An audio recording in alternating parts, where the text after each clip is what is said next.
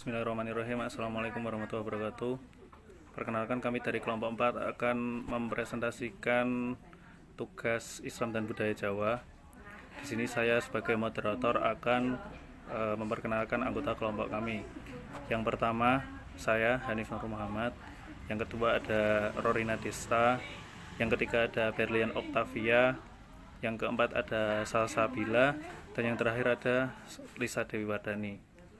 Selanjutnya, presentasi akan disampaikan oleh Rorina Desta tentang masuknya Islam di Indonesia. Waktu dan tempat kami persilahkan. Masuknya Islam ke Indonesia. Agama Islam masuk ke Indonesia melalui perjalanan yang panjang dan dibawa oleh kaum muslim dari berbagai belahan bumi. Sebagian dari mereka ada yang datang ke Indonesia untuk berdagang sembari berdakwah. Ada pula kaum ulama atau ahli agama yang memang datang ke Indonesia untuk menciarkan Islam. Terlepas dari perdebatan dan diskusi, kemudian muncul 4 teori terkait masuknya Islam ke Indonesia, yaitu 1. Teori India atau Gujarat. Teori yang dicetuskan oleh G. W. J. Travis yang kemudian dikembangkan oleh Snook Hackronch, J. Pitznapel, W. F. Satterheim, J. P. Moquit, dan Subjekto Wirya Suparto ini meyakinkan bahwa Islam dibawa ke Nusantara oleh para pedagang dari Gujarat, India pada abad ke-13 Masehi. Kaum saudagar Gujarat datang melalui Selat Malaka dan menjalin kontak dengan orang-orang lokal di bagian barat Nusantara yang kemudian melahirkan Kesultanan Samudra Pasai sebagai kerajaan Islam pertama di Indonesia. Salah satu bukti yang mendukung teori ini adalah ditemukannya makam Malik As-Saleh. Sebelum masuk Islam, beliau bernama Maraselu yang merupakan pendiri Kesultanan Samudra Pasai. Yang kedua, teori Arab atau Mekah. Teori ini didukung oleh J.C. Van Leur, Anthony H. Jones, T.W. Arnold, dan Abdul Malik Karim Amrullah atau Buya Hamka. Menurut Buya Hamka, Islam sudah menyebar di Nusantara sejak abad ke-7 Masehi. Hamka dalam bukunya berjudul Sejarah Umat Islam pada tahun 1997 menjelaskan salah satu bukti yang menunjukkan bahwa Islam masuk ke Nusantara dari orang-orang Arab. Bukti yang diajukan Hamka adalah naskah kuno dari Cina yang menyebutkan bahwa sekelompok bangsa Arab telah bermukim di kawasan pantai barat Sumatera pada 625 Masehi. Di kawasan yang pernah dikuasai kerajaan Sriwijaya itu juga ditemukan nisan kuno bertuliskan Syekh Rukunuddin, wafat tahun 672 Masehi. Teori dan bukti yang dipaparkan Hamka tersebut didukung oleh T.W. Arnold yang menyatakan bahwa kaum saudagar dari Arab cukup dominan dalam aktivitas perdagangan ke wilayah Nusantara. Sebagian dari pedagang Arab tersebut kemudian menikah dengan warga lokal dan membentuk komunitas Muslim. Mereka bersama-sama kemudian melakukan kegiatan dakwah Islam di berbagai wilayah Nusantara. Yang ketiga, teori Persia atau Iran. Teori ini didukung oleh Umar Amir Hussein dan Hussein Jayadiningrat. Jayadiningrat berpendapat bahwa tradisi dan kebudayaan Islam di Indonesia memiliki persamaan dengan Persia. Salah satu contohnya adalah seni kaligrafi yang terbuat pada batu nisan bercorak Islam di Nusantara. Ada pula budaya tabut di Bengkulu dan tabuik di Sumatera Barat yang serupa dengan ritual di Persia setiap tanggal 10 Muharram.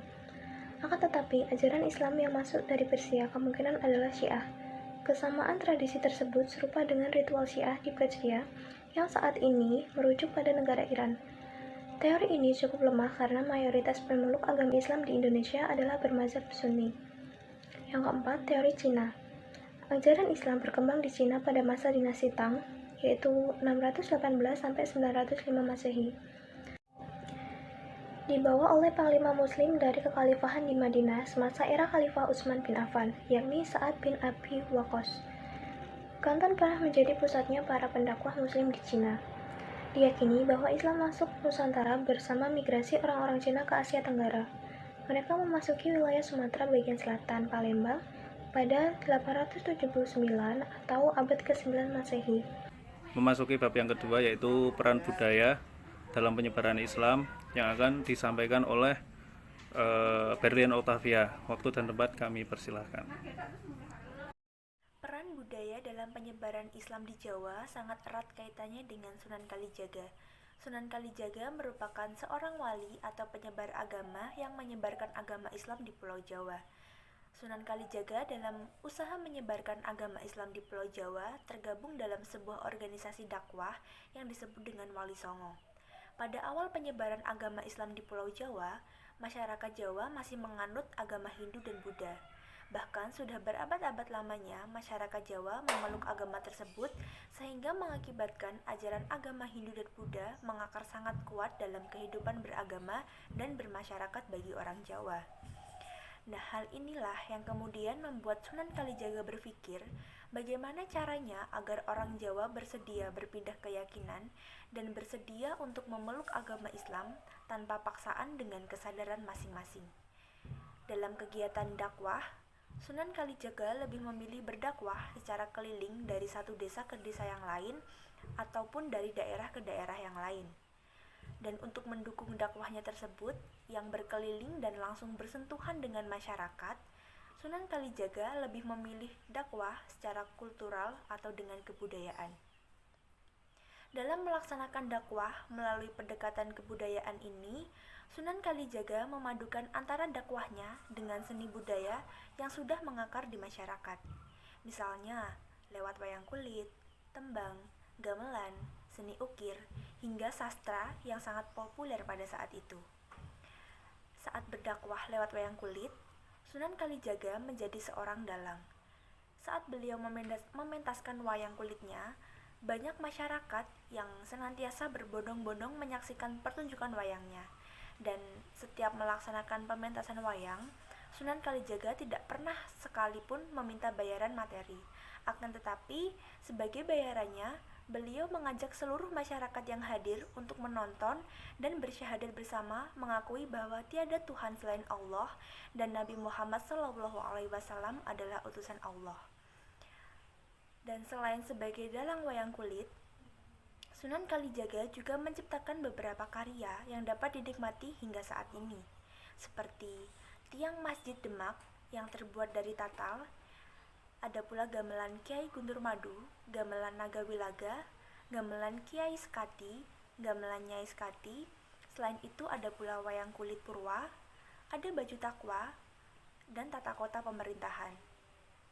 Babat dan Serat juga mencatat bahwa Sunan Kalijaga mengubah beberapa tembang, yang diantaranya yaitu Dendang Gula Semarangan, yang musiknya perpaduan antara melodi Arab dan Jawa.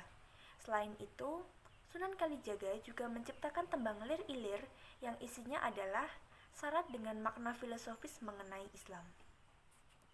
Memasuki bab selanjutnya yaitu akulturasi Islam akan disampaikan oleh Salsabila.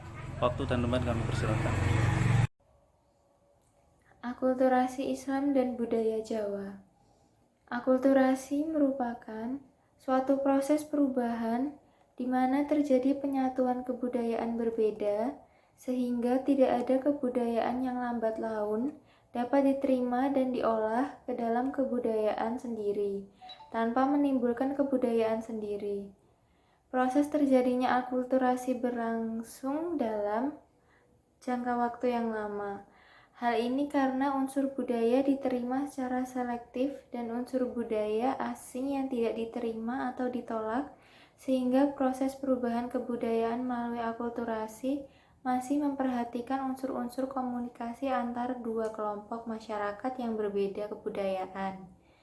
Agama Islam mengajarkan agar para pemeluknya melakukan kegiatan ritualistik. Kegiatan ritualistik yang dimaksud termasuk berbagai bentuk ibadah yang tersimpul dalam rukun Islam, yakni syahadat, sholat, puasa, zakat, dan haji. Bagi orang Jawa, hidup ini dipenuhi dengan upacara atau ritual, baik upacara yang berkaitan dengan lingkaran manusia, upacara-upacara yang berkaitan dengan aktivitas kehidupan sehari-hari, hingga upacara yang berhubungan dengan tempat tinggal. Upacara-upacara itu semula dilakukan dalam rangka untuk menangkal pengaruh buruk dari daya kekuatan yang tidak dikehendaki yang akan bertahan bagi keberlangsungan hidup manusia. Nilai-nilai Islam telah memasuki pelaksanaan upacara selamatan dalam berbagai bentuk. Memasuki bab terakhir yaitu jenis-jenis upacara yang akan disampaikan oleh Lisa Dewi Wardani. Waktu dan tempat kami persilakan. Jenis-jenis upacara adat. 1. Upacara tingkeban atau mitoni. Dilakukan pada saat janin 7 bulan dalam perut ibu. Dalam tradisi santri, pada upacara tingkeban ini, seperti yang dilakukan di daerah Bawelan, dibacakan nyanyian perjanjian dengan alat musik tamburin kecil. Nyanyian ini dibawakan oleh 4 orang dan di hadapan mereka duduk 12 orang yang turut menyanyi. Nyanyian perjanjian ini sebenarnya merupakan riwayat Nabi Muhammad SAW yang bersumber dari kitab Berjanji. 2. Upacara kelahiran. Dilakukan pada saat anak diberi nama dan pemotongan rambut, pada waktu bayi berumur 7 hari atau sepasar. Karena itu, selamatan pada upacara ini disebut dengan akikah. Berkah dengan penyembelihan hewan akikah berupa kambing 2 ekor bagi anak laki-laki dan 1 ekor bagi anak perempuan. 3. Upacara sunatan. Dilakukan pada saat anak laki-laki dihitan. Namun, pada berbagai masyarakat pelaksanaannya berbeda-beda. Ada yang melaksanakannya antara usia 5-8 tahun dan juga antara usia 12-14 tahun. Pelaksanaan khitan ini sebagai bentuk perwujudan nyata tentang pelaksanaan hukum Islam. Sunatan atau khitan ini merupakan pernyataan pengukuhan sebagai seorang Islam. Karena sunatan ini disebut selam, sehingga mengkhitan dikatakan nyelamaken, yang mengandung makna mengislamkan atau ngislamaken. 4. Upacara perkawinan. Dilakukan pada saat pasangan muda-mudi akan memasuki jenjang berumah tangga. Upacara ini diterbitkan secara khas dengan pelaksanaan syariat Islam, yakni akad nikah atau ijab qabul, yang dilakukan oleh pihak wali mempelai wanita dengan pihak mempelai pria dan disaksikan oleh 2 orang saksi. Selamatan yang dilakukan berkaitan dengan upacara perkawinan ini sering dilaksanakan dalam beberapa tahap, yakni pada tahap sebelum akad nikah, tahap akad nikah, dan tahap sesudah akad nikah atau ngunduh manten atau resepsi. 5. Upacara kematian. Upacara untuk orang-orang yang meninggal setelah 3, 7, 40, 100, dan 1000 hari merupakan budaya lokal yang berlaku di Jawa. Upacara tersebut disebut selamatan, dari kata Islam dan salam, yakni kedamaian atau kesejahteraan. Upacara ini kemudian disebut tahlilan dari kata tahlil, yakni lafal la ilaha illallah, secara bersama-sama. Tahlilan yaitu mengirim doa kepada leluhur yang dilakukan oleh keluarga secara bersama-sama pada saat ziarah kubur, khususnya pada waktu menjelang bulan Ramadan. Upacara ziarah kubur ini disebut upacara nyadran. Kumpulan dari materi ini yaitu ada beberapa teori terkait sejarah masuknya Islam ke Indonesia, antara lain teori India, Gujarat, teori Arab, Mekah, teori Persia, Iran, dan teori Cina. Masyarakat Jawa merupakan salah satu masyarakat yang memiliki berbagai ritual keagamaan yang bervariasi. Ritual keagamaan ini bahkan sudah ada sejak berkembangnya kepercayaan animisme, yaitu kepercayaan akan adanya roh sehingga masyarakat Jawa melakukan ritual demi mengusir gangguan roh jahat. Selain itu, ritual yang dilakukan oleh orang Jawa juga bertujuan untuk mengharapkan berkah dari nenek moyang mereka. Ritual atau upacara keagamaan di Jawa yang berkembang sebelum kedatangan Islam antara lain tingkeban, upacara kelahiran, upacara perkawinan, upacara kematian. Secara keseluruhan, ritual tersebut mengandung makna-makna tersendiri. Peran budaya dalam penyebaran Islam di Jawa erat kaitannya dengan kisah Sunan Kalijaga. Dalam kegiatan menyebarkan Islam di Pulau Jawa, Sunan Kalijaga memilih dakwah secara kultural, yaitu dakwah yang memanfaatkan kebudayaan asli yang dimodifikasi sedemikian rupa sehingga tidak bertentangan dengan Islam, tetapi malah mendukung penyebaran Islam. Kedatangan Islam mewarnai ritual-ritual lokal Jawa sehingga keduanya dapat menyatu dan menjadi kebudayaan yang berkembang di kalangan masyarakat Jawa. Akulturasi Islam dan budaya Jawa juga dapat dilihat dari pada arsitektur atau seni bangunan, seni sastra dan seni ukir, seni wayang dan seni musik, serta berbagai tradisi perayaan hari besar Islam. Proses akulturasi antara budaya Islam dan ritual masyarakat Jawa ini tidak serta-merta terjadi secara instan, tetapi diperlukan proses panjang yang akhirnya membuat masyarakat Jawa lambat laun menerima keberadaan budaya Islam. Sekian dari kelompok 3, saya sebagai moderator mewakili dari seluruh kelompok 3 meminta maaf sebesar-besarnya apabila selama presentasi terdapat kurang kejelasan atau kesalahan, dan selanjutnya akan saya serahkan kembali kepada Bapak dosen untuk penjelasan yang lebih lanjut. Terima kasih. Wassalamualaikum warahmatullahi wabarakatuh.